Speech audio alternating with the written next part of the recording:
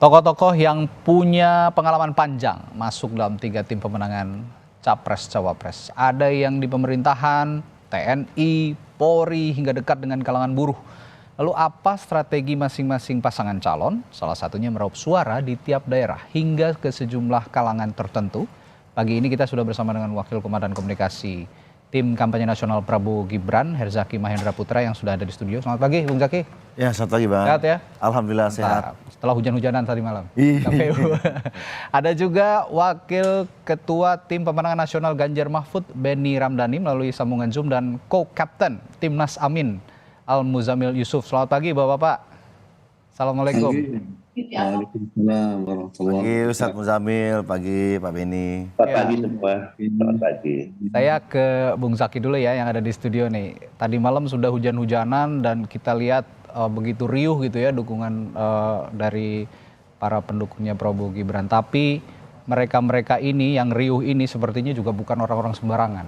Ini orang-orang hebat sepertinya yang ada di kalangan pemerintahan, Purnawirawan TNI Polri. Sebenarnya apa sih yang ingin dicapai dari tim Prabowo Gibran dengan memasang tim kampanye nasional yang berlatar belakang militer dan juga pejabat publik? Ya, pertama begini, bagaimanapun kan ini menunjukkan ya kalau misalnya Pak Prabowo ini kan sosok pemimpin yang kuat ya, pemimpin yang berada di tengah mengayomi semua. Semangat persatuan dan kesatuannya kuat sehingga untuk timnya sendiri ya harus mengayomi semua gitu dalam berbagai segmen kalangan juga gitu diantaranya. Kalau kita bicara mengenai apakah ada militer misalnya ya kan, ada Pak Jenderal Wiranto diantaranya. Lalu kemudian kita bicara ada beberapa mantan Kapolri misalnya. Ya ini kan karena juga dukungan-dukungan ini kan luas ini. Kita ada para purnawirawan, lalu kemudian para pengusaha misalnya banyak juga. Lalu misalnya pejabat publik juga banyak gitu di sini ya kan. Ada beberapa menteri, ada wakil menteri juga. Hanya memang kan dalam proses ini kan bagaimanapun ya, yang kita inginkan adalah skuad yang terbaik ini.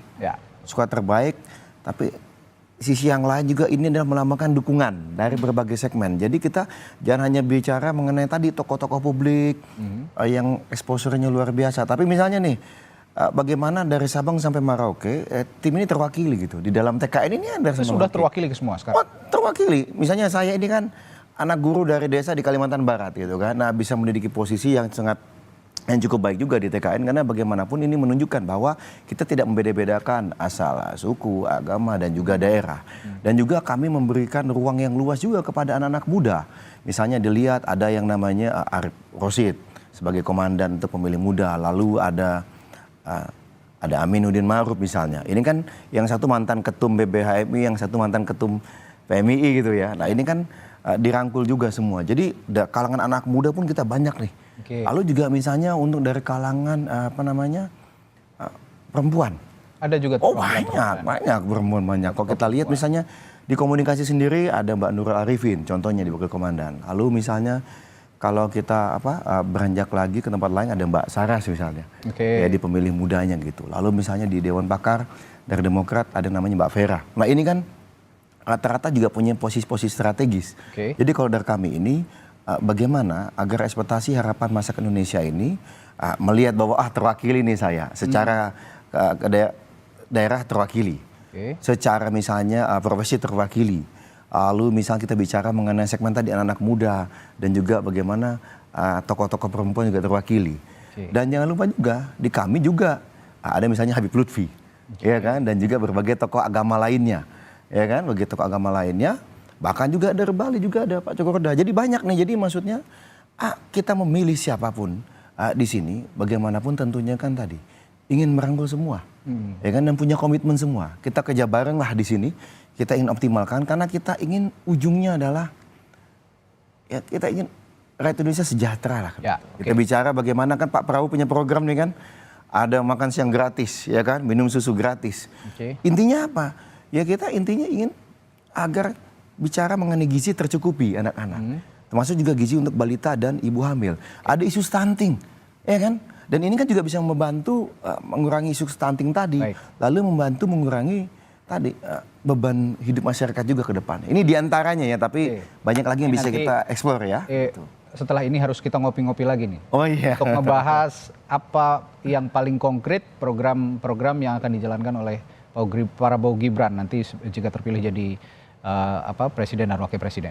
Berarti intinya tadi kalau untuk pasangan nomor urut 2 itu tim pemenangan yang ada di balik Prabowo Gibran mewakili merepresentasikan semua halayak begitu ya. Iya, semua kelompok dan dukungan. Oke, dan yang meluas, baik. Dukungan kita merata ini. Baik. Gitu. Saya akan ke Timnas Amin, ada Pak Muzamil Yusuf. Pak Muzamil, saya kalau melihat tadi ke Mas Zaky, ini ketua tim pemenangannya atau tim kampanye nasionalnya ini pengusaha, ya. Ini kalau Timnas Amin dibalik nih, pengusahanya ada di jajaran struktur, tapi ketuanya seorang TNI Angkatan Udara Purnawirawan, Marskal Madya Muhammad Syaugi.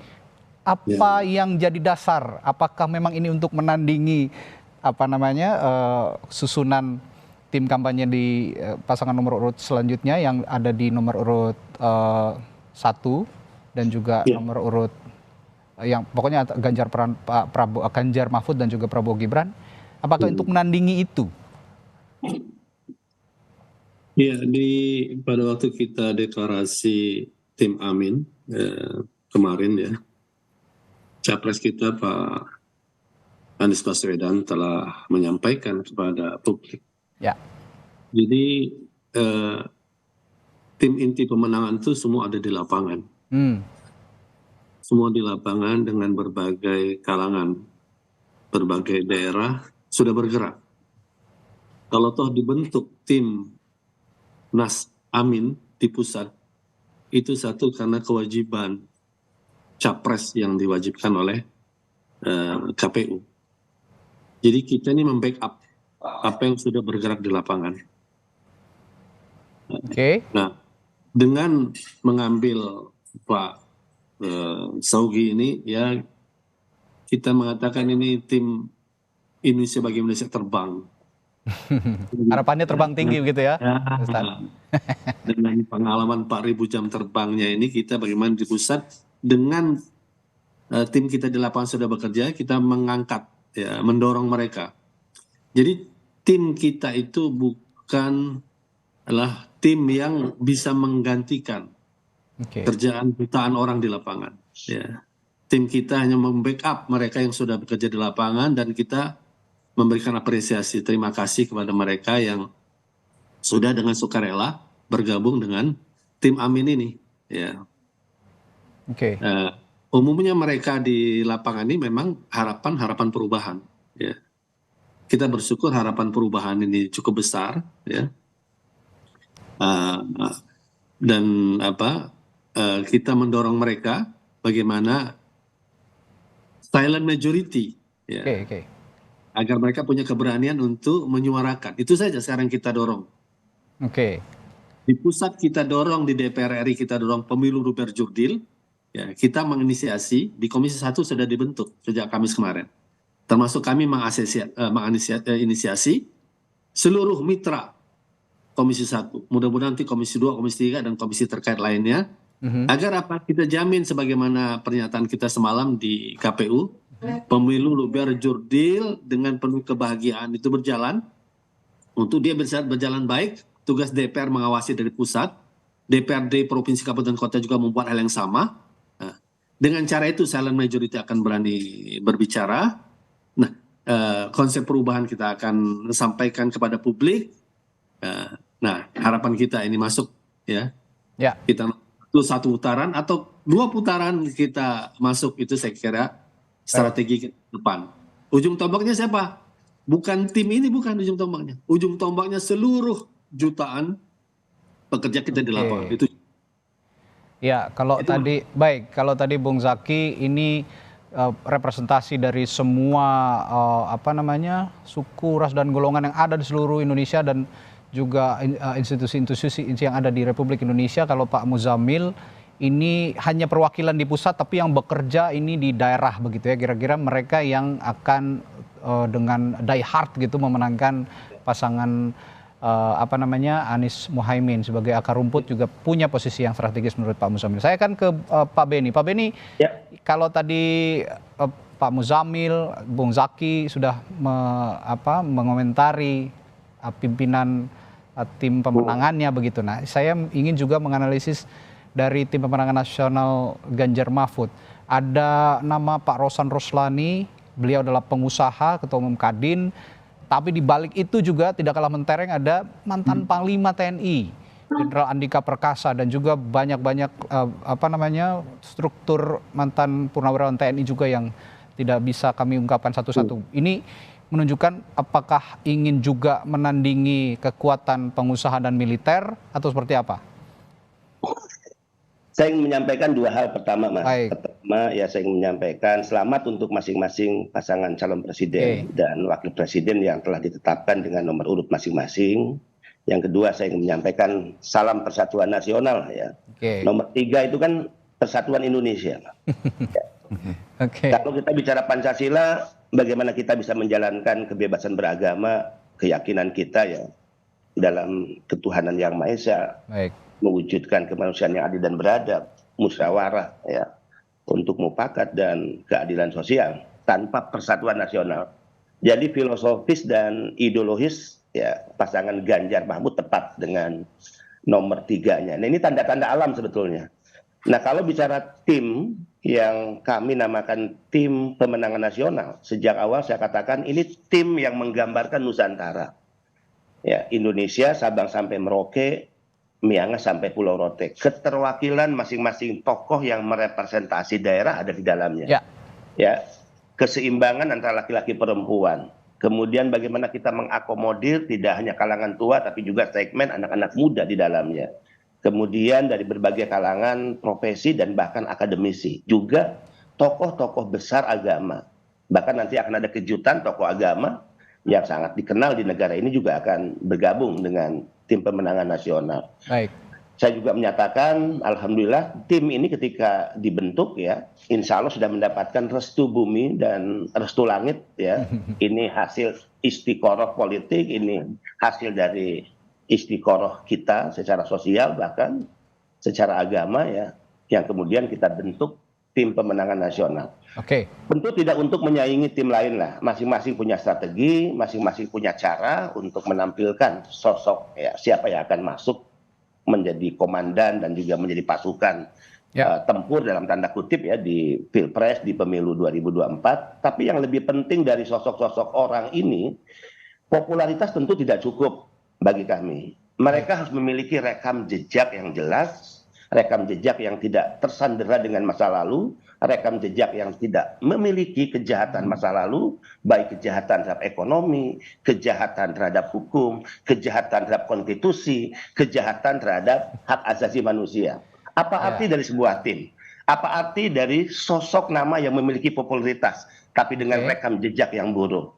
Karena memulai untuk memenangkan pertarungan itu harus dimulai dari kejujuran dan dimulai dari rekam jejak masing-masing orang yang ada dalam tim. Kita harus yakin jika kita menempatkan orang yang tidak jujur, bahkan tidak adil sejak dalam pikiran, punya rekam jejak yang sangat buruk di masa lalu, dikhawatirkan pasti berkontestasi dengan cara-cara licik dan cara-cara curang. Nah, tim pemenangan nasional Ganjar Mahfud menghindari sosok yang memiliki rekam jejak buruk di masa lalu agar pertandingan ini benar-benar fairness ya. Ya, Pak Beni, saya koreksi tadi saya salah mengucapkan bahwa ketua TPN Anda Pak Arsyad Rashid bukan Pak Rosan Roslani. Ini TKN, TPN ini jadi belakangan jadi cukup membingungkan begitu karena mirip ya. Mohon maaf tadi Pak Ketua, saya koreksi, Ketua Tim Pemenangan Nasional Ganjar Mahfud adalah Pak Arsyad Rashid ya. Nah, kalau tadi Anda berbicara soal rekam jejak, saya akan tanya juga ke Bung Zaki soal rekam jejak. Anda sudah yakin rekam jejak yang ada di tim kampanye nasional Prabowo Gibran sudah bersih dari itu semua, dari yang dikhawatirkan oleh publik akan muncul kembali begitu rekam jejak yang tidak baik di masa lalu? Ya, kalau kita ini kan melihatnya masa kini dan masa depan. Tapi ada yang sibuk menggelendong katanya, atau masih sibuk tersangkut-sangkut dengan masa lalu saja gitu. Lupa gitu bahwa tantangan yang kita hadapi adalah tantangan hari ini dan bagaimana kita ke depannya menghadapi berbagai kompleksitas yang luar biasa gitu. Ya, bagaimana Indonesia kita ingin menuju Indonesia Emas 2045. Nah, kita bicara di situ. Makanya kalau misalnya dari kami, dari TKN, Pak Prabowo selalu mengingatkan Ya. Kita fokus ya, kita fokus ke depan, kita fokus, ayo kita sampaikan ke masyarakat apa ide kita, apa gagasan kita, apa program kita yang bermanfaat buat rakyat, buat bangsa dan buat negara. Biarkan rakyatlah yang mengujinya. Kita ini ingin adu gagasan, bukan adu perasaan, kan begitu. Ini bukan sinetron atau drakor, nah gitu. Tapi ini adalah kontestasi politik. Bagaimana bisa merebut suara hati rakyat, kan begitu? Ya kan, pemikiran rakyat. Kami meyakini kalau misalnya kita bicara mengenai Pak Prabowo, kita bicara mengenai Mas Gibran, ya semua punya jejak rekam. Publik juga mengetahui itu. Sampai di titik ini bisa menjadi capres dan cawapres. Lalu kita bicara mengenai TKN tadi. Sosok-sosoknya terbuka kok. Kita umumkan terbuka, kita buat konvers, namanya bisa dicek. Sebagian besar malah ya pasti punya media sosial, punya bahkan di Wikipedia namanya juga masuk. Silahkan dilihat ya. Sangat terbuka. Kalau dari kami, ayo kita diskusikan sama-sama. Ini kan kita baru buka yang di nasional nih. Ya kan? Nah, nanti ada nih di TKD sudah jalan juga semua, tim sudah jalan dalam beberapa bulan terakhir. Tapi pada waktunya nanti publik juga akan melihat, oh iya. Mana nih selain bicara mengenai paslon, kan kita tidak hanya bicara paslon, tapi kita bicara wah kira-kira ke depan Indonesia kalau sosok-sosok ini nih yang ikut memimpin gitu kan di pemerintahan, di kabinet, lalu kemudian di berbagai representasi nanti juga ini. Ke depannya kan publik akan melihat jejak rekamnya nih gitu. Wah, saya ingin nggak ya kalau misalnya yang nanti memimpin di sini sosok-sosok seperti ini, atau sosok yang kerjaannya mohon maaf gitu ya, menebar ketakutan, menebar hoax, menebar fitnah, sibuk baper, curhat, bahkan nangis-nangis di media. Ini kan, atau yang senyum, senang, tenang, fokus pada program, fokus untuk kepentingan rakyat. Publik akan melihat itu gitu. Berarti ini yang kami sampaikan ke publik. Kita akan, lihatlah programnya, lihatlah gagasannya, kita akan lihat sekali lagi tim pemenangan atau tim kampanye atau tim ses Prabowo Gibran di layar kaca Anda nanti akan kami tampilkan, dan inilah nama-nama inilah nanti seperti yang Bung Zaki bilang yang juga akan membantu dalam pemerintahannya Prabowo Gibran jika terpilih di 2024. Ini nama-namanya yang ada di layar kaca Anda. Ada Komjen Aridono Sukmanto, pernah jadi Wakapolri tahun 2018-2020, lalu Komjen Condro Kirono, ini Kabaharkam, terakhir kali menjabat sebagai Kabaharkam dan juga pernah jadi Kapolda Jawa Tengah. Ada juga Nusron Wahid, politisi Partai Golkar dan Ketua Koordinator Strategisnya Sufminasko yang diketuai juga oleh Pak Roswan Ruslani, pernah jadi Wamen BUMN, Dubes Republik Indonesia untuk Amerika Serikat dan Ketua Umum Kadin sekarang. Nah, saya akan ke Pak Muzamil, nanti saya juga akan tampilkan nih ya ke Pak Muzamil susunan dari, sebelum ke Pak Muzamil saya lihat ada susunan lainnya. Ini Komandan Fanta Pemilih Muda, M. Arif Roshid Hasan, lalu relawan Immanuel Ebenezer, ini juga yang dulu namanya Joman sekarang jadi Prabowo Mania ya. Ada Hinca Panjaitan dari Partai Demokrat sebagai Komandan Hukum dan Advokasi, lalu Dewan Pakar Budiman Sujatmiko yang nyebrang dari PDI Perjuangan sekarang dukung Pak Prabowo. Saya ke Pak Muzamil. Pak Muzamil, tadi bicara soal rekam jejak, Bung Zaki sudah mengatakan rekam jejak ya memang penting, tapi coba dilihat masa kini dan masa yang akan datang begitu. Nah, akhir-akhir ini ada isu soal netralitas juga, terutama untuk TNI Polri dan juga aparatur sipil negara. Anda memasang Pak Saugi ini kita tahu TNI, Angkatan Udara ya, Purnawirawan Marskal Madya. Nah, apakah ini yang jadi alasan juga untuk memasang seorang TNI dipasang jadi kapten timnas begitu untuk menanggulangi atau juga menghalau isu-isu netralitas di kalangan TNI Polri? Saya katakan tadi ujung tombak kami itu ada di lapangan. Tetap di lapangan, baik. 204 juta pemilih itulah tempat bekerjanya ujung tombak kami di lapangan. Yang di pusat itu mengkoordinir. Dan Pak Saugi ini seorang TNI yang adik makayasa pada zamannya, punya jabatan penanggulangan bencana, kemampuan mengorganisir, ya, simbolisasi terbang ke udara itu kita ingin membawa Indonesia terus menuju bintang cita-cita kita, simbolisasi itu. Tapi yang kerja itu di lapangan, ujung tombak itu. Dan karena gerakan perubahan ini memang gerakan yang sangat dekat dengan masyarakat, jadi disitulah pekerjanya. Bukan mengandalkan nama-nama besar di pusat. Karena begini, pilkada dengan pilek itu berbeda. Oke. Apalagi pilpres. Di pilkada itu orang-orang yang tidak didukung partai besar pun bisa jadi. Kenapa? Karena basisnya kuat. Oke. Kecintaan masyarakat, dukungan masyarakat itu terlihat. Jadi di situ strategi kami. Ya. Terkait dengan masa lalu dan masa depan, memang kita tidak harus selalu terkunci dengan masa lalu. Tetapi masa lalu itu bisa menjadi alat prediksi kita tentang masa depan. Oke. Apa yang telah mereka lakukan yang lalu itu bisa jadi ukuran kita untuk memprediksi apa masa depan yang akan dia lakukan. Karena itulah prediksi terbaik seseorang. Kita ingin memprediksi orang lain. Jadi kita tidak terpaku dengan masa lalu, tapi juga kita gunakan masa lalu, apa yang telah track record mereka lakukan untuk memprediksi apa yang mereka akan lakukan ke depan. Ya. Oke. Baik. Saya kira gerakan kami kenapa ujung tombak jadi kepada masyarakat? Karena sekali lagi pemilu ini, sebagaimana tadi malam kita nyatakan, harus luber, jurdil, dan ceria, masyarakat terlibat. Masyarakat tidak boleh punya ketakutan. Oke. Istilah sepak bola, Caimin mengatakan, Gus Imin mengatakan, kalau ada pemain yang nakal, yang melanggar curang, teriakin. Oke. Foto, video, kirim. Karena MK mengakui video dan foto yang sah, yang tidak di hoax ya, tidak di edit-edit. Dan saya tuh udah menyatakan juga di dalam rapat Komisi 1, bahkan waktu itu Pak Mahfud NB sebagai PLT Menkominfo dan juga Menko ya. di Komisi 1 dengan Dewan Pers, dengan KIP, KPI, BSSN, kami juga udah menyampaikan bagaimana masyarakat kita gerakan menjadi berkahnya medsos sekarang ini. Pemilu 2024 beda dengan pemilu sebelumnya. Pengawas terbanyak adalah rakyat, masyarakat. 300 orang setiap TPS, 800 ribu TPS, 204 juta. Dengan cara itu pemilu tidak dicurangi dan kita akan happy menerima siapapun pemenangnya. Baik.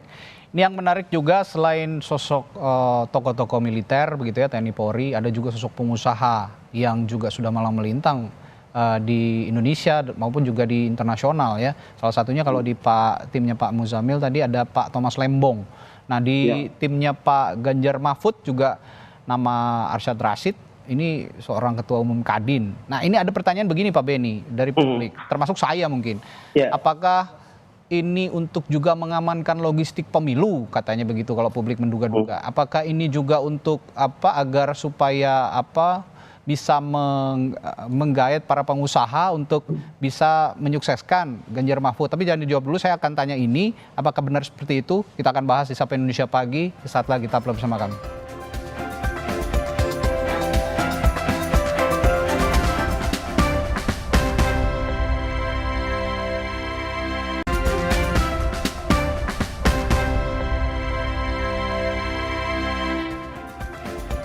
Masih di Sapa Indonesia Pagi, tadi saya sebelum jeda menanyakan ke Pak Beni Ramdhani sebagai tim pemenangan nasional Ganjar Mahfud.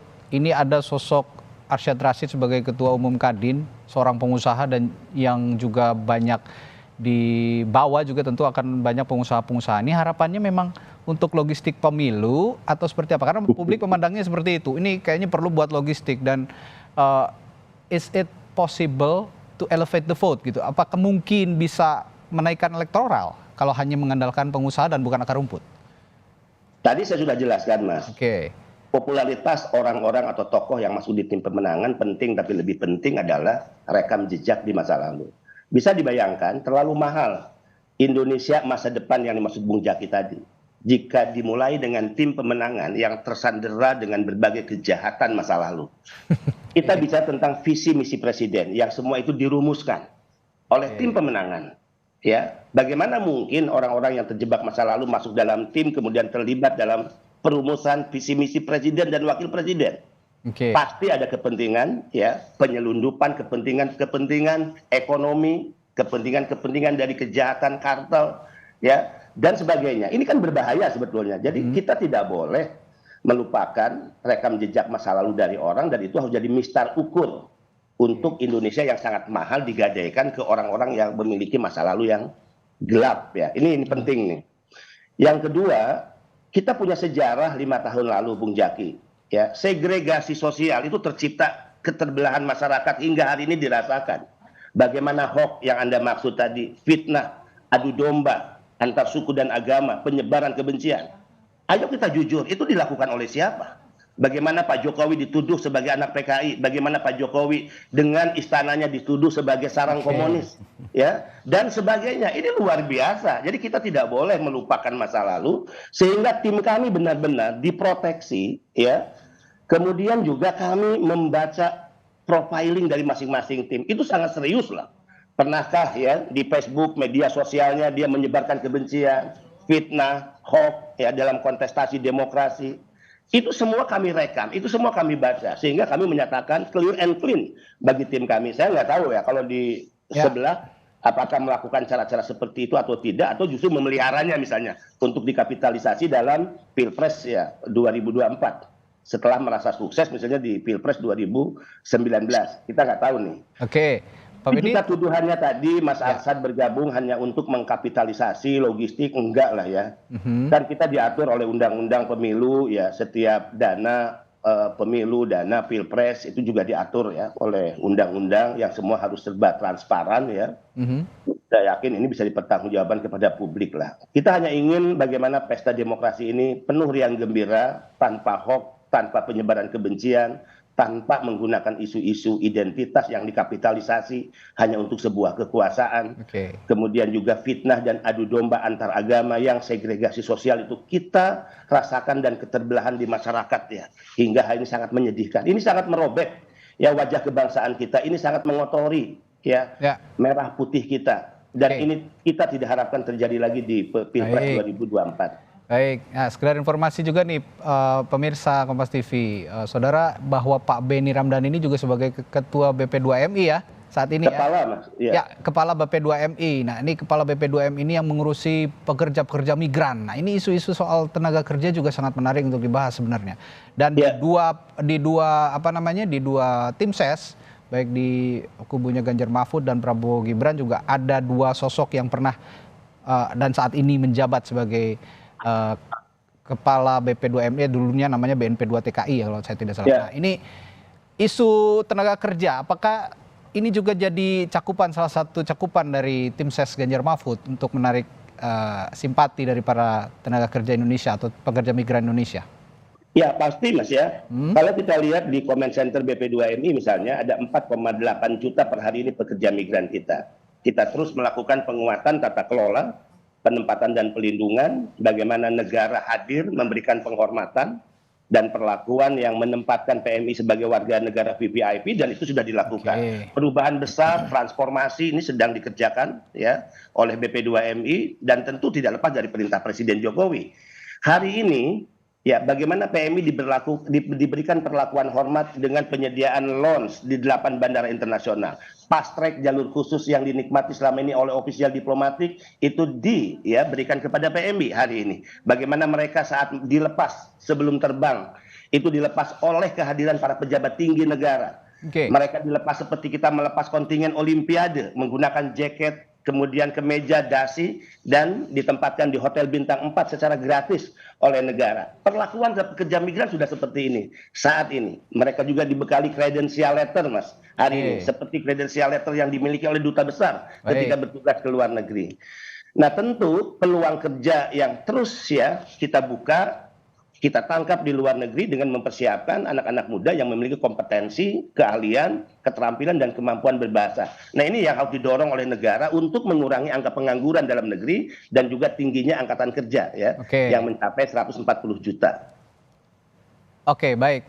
Kalau di kubunya Pak Prabowo Gibran ada nama Nusron Wahid. Ini juga pernah jadi Ketua BNP2TKI yang sekarang namanya BP2MI. Siap nih nandingin? Ya, kalau kami melihatnya begini. Kalau Bang Nusron ini kan tidak sekedar sosok mantan ketua yang sama nih dengan Bang Benny Ramdhani. Kepala BNP2TKI. Tapi kita gunakan kosakata yang serupa gitu, istilah yang sama, yaitu beliau ini punya jejak rekam yang panjang gitu sebagai politisi dan juga bahkan sejak dulu ketika menjadi aktivis, ya kan, bagaimana publik juga bisa melihat dia. Lalu kalau kita bisa mengenai pekerja ya atau migran ya, bisa melihat lah bagaimana misalnya di era Pak Jokowi ini kan begitu kan. bahwa banyak dari kami misalnya kan bagian dari pemerintah Pak Jokowi. Lalu bisa dilihat juga di era Pak SBY selama 10 tahun seperti apa perlakuan terhadap pekerja dan buruh migran ini. Bagaimana keberpihakan pemerintah. Jadi kalau kita bicara the dream team gitu bicara, bahwa di tim kami ini isinya banyak nih yang di pemerintahan Pak Jokowi saat ini. Ya. Lalu juga di pemerintahan Pak SBY itu ya dengan segala prestasinya. Bahkan ada juga yang pernah di pemerintahan Ibu Mega gitu. Dan juga ada sosok-sosok yang anak-anak muda tadi yang punya visi ke depan dan punya jejak rekam di berbagai sektor gitu. Ya, kita bicara berbagai sektor sehingga harapannya nanti kita kan ingin bagaimana Indonesia ini ada akselerasi pembangunan ke depannya. Apa yang sudah baik saat ini, kita tentu akan lanjutkan. Apa yang bagi kita perlu kita akselerasi, ya kita optimalkan ke depannya. Nah, tentu disinilah perlunya orang-orang yang punya optimisme tinggi gitu. Tidak sibuk dengan smoke and fire ya, menyebar ketakutan atau kemudian terbayang-bayang masa lalu terus. Kalau kita bicara konflik, mohon maaf nih ya, pertikaian atau persisian atau perbedaan. Pak Jokowi dan Pak Prabowo udah selesai itu di 2019. Pak Prabowo dan Pak Jokowi sama-sama udah second, udah pelukan, berjuang bersama untuk Indonesia gitu. Tapi kalau ada yang ingin masih bolak-balik pengen gergaji lagi, pengen lagi bahas-bahas yang istilahnya bagi kita sudah tidak relevan, ya mungkin ya wajar saja. Karena memang ke depan ini kepemimpinan itu bagi yang relevan itu. Tapi ada yang mungkin masih terkendala dengan masa lalu, masih terngiang-ngiang kesuksesan masa lalu. Ingat 2024 dan dunia ke depan ini adalah milik yang memandang masa depan, anak-anak muda, generasi baru gitu. Bukan yang sibuk tadi lagi-lagi. Kita bicara mengenai apa yang kita sampaikan, apa yang kita itu kan cerminan dari isi hati kita dan apa yang menjadi pemikiran kita. Kalau dari TKN ya untuk Pak Prabowo Gibran kita fokus nih ya. Publik bisa melihat jejak rekam ya kan, tapi yang bagi kami yang paling penting program-program, visi misi kami mana yang lebih mengena buat rakyat. Nah, itu program-program. Nah, jawaban-jawaban dari Anda semua Bapak-bapak pagi hari ini. Goals-nya kan tujuannya diharapkan bisa dicerna sama yang nonton gitu ya, publik. Mana paslon yang benar-benar punya tim sukses yang menyukseskan visi misi pasangan calon untuk kemajuan negara, mana yang cuma cari untung untuk golongan dan juga mungkin bagi-bagi kue kalau memang sudah nanti menang gitu. Ini kan bisa kita nilai sama-sama. Saya kan terakhir ke Bung Zaki sebelum nanti saya tanya juga Pak Muzamil dan Pak Beni. Bagaimana Anda meyakinkan publik bahwa pasangan ini nanti kalaupun menang itu tidak hanya sekedar bagi-bagi kue karena gemuk sekali. Ini koalisi Anda ini gemuk. Banyak sekali yang harus dibagi sepertinya kalau memang orientasinya bagi-bagi kue. Bagaimana meyakinkan publik agar ini tidak hanya sekedar bagi-bagi kue? Ya, ini kan mudah menunjukkan dukungannya luas. Banyak. Jadi kalau ada yang bilang gemuk, mungkin bagi yang khawatir melihatnya kok yang mendukung saya dikit ya, kan begitu.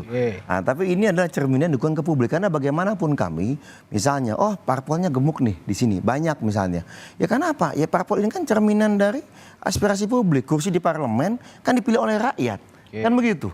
Ya kan? Nah, wakil-wakil rakyatnya adalah representasi rakyat di lapangan gitu, di seluruh pelosok Indonesia. Ini adalah satu hal gitu, sehingga bagi kami ini disatukan oleh gagasan dan semangat yang sama. Bagaimana kita bersama Indonesia maju, kita menuju Indonesia emas gitu. Bagaimana misalnya Demokrat merasa nyaman. Saya kan dari Demokrat ini. Kita bergabung misalnya dengan Kim ini, ya tadi kita punya chemistry ini. Ya semua duduk bersama, duduk bareng, lalu saling menghormati satu sama lain, menjaga kemandirian. Tidak ada satu yang merasa lebih dominan dibanding yang lain atau kemudian sesama koalisi malah saling tusuk. Enggak, tapi di sini kita jalan bersama dan selalu diingatkan. Mas Ahaye mengingatkan kepada saya, ketua umum saya, people first, rakyat yang utama. Ketika bertemu Pak Prabowo ternyata semangatnya sama. Nah inilah yang menjadi penting gitu. Rakyat yang utama, pembangunan untuk rakyat. Bukan rakyat yang dijadikan alat untuk membangun saja gitu. Rakyat itu subjek. Ini kayaknya jangan jadikan rakyat yang alat untuk membangun saja. Ini kalau tadi melihat dari posisinya Pak Muzamil kan justru bukan ada di pusat, yang bekerja nanti adalah bareng-bareng termasuk rakyat juga. Pak Muzamil, terakhir dengan pertanyaan yang sama, bagaimana Anda memastikan juga bahwa tim sukses ini nantinya kalau jika menang pasangan Amin tidak hanya sekedar bagi-bagi kue, tapi juga bagi-bagi kue kepada rakyat yang merata yang Anda sebut tadi juga ikut memperjuangkan Amin untuk menang di Pilpres 2024. Nanti sambil Anda juga menjawab pertanyaan saya akan tampilkan susunan Timnas Amin ya. Silakan Pak Muzamil. Ya, saya kira harapan publik, harapan kita semua, partai di Indonesia itu tampil menjadi betul-betul corong rakyat. Oleh karena itu, perbaikan kondisi partai menjadi partai kader, menjadi partai yang betul-betul terseleksi orang-orangnya, itu akan menjadi jaminan bahwa mereka akan memberikan kontribusi yang besar kepada publik. Saya kira harapan publik kepada itu mungkin masih jauh belum tercapai. Kalau bicara partai, kami PKS termasuk yang berbuat untuk itu. Partai kader menseleksi kader-kader terbaik ya dari seluruh Indonesia, berikhtiar berjuang untuk kebaikan Indonesia. Dengan kata lain kita belajar ya menjadi negarawan. Belum bisa mengklaim menjadi negarawan, tapi kami belajar. Ya, saya kira harapan itu. Ketika partai tidak bisa membuat seperti itu, ya memang kumpulan partai menjadi kumpulan bagi-bagi jabatan saja. Alat mencari kepentingan politik sempit saja. Nah, terkait dengan program yang kami akan lakukan tadi, bagaimana meyakinkan publik. Saya kira kita mengenal ada kota atau wilayah terluar, wilayah terdepan, menunjukkan jauhnya mereka dari ibu kota. Tapi kami ingin mengatakan dalam konteks kesejahteraan dan keadilan, mereka harus 0 kilometer dari ibu kota.